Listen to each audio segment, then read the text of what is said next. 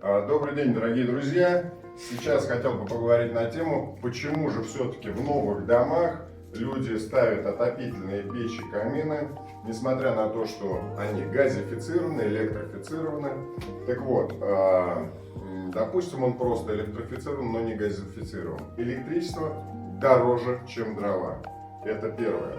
Второй момент. Допустим, он газифицирован. Газ дешевле, чем дрова, и тем более дешевле, чем электричество. Но когда дом достаточно сложный, то батареи и так далее должны работать с электричеством. То есть все равно привязка к электричеству. А как вы знаете, в нашей стране электричество бывает отключают.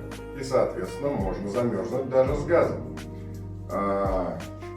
Но даже если электричество не отключают, современные газовые котлы, они напичканы очень много количества электроники, которая может выйти из строя, датчики розжига, датчики температуры могут сбоить и так далее.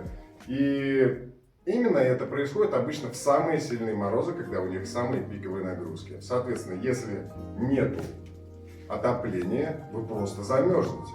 Поэтому печь – это в первую очередь независимость и надежность. Тем более в наших условиях, как вы понимаете, когда непонятно, что будет завтра. Помимо этого, просто посмотрите на эту красоту. Вот это можно оставить, даже если не пользоваться, это красиво.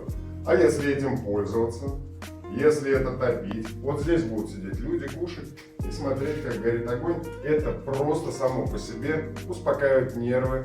Этим можно похвастаться, и от этого еще и тепло. А как вы понимаете, в любом загородном доме бывает такое, что где-то что-то деревцо спилил, какие-то там поддончики, еще что-то.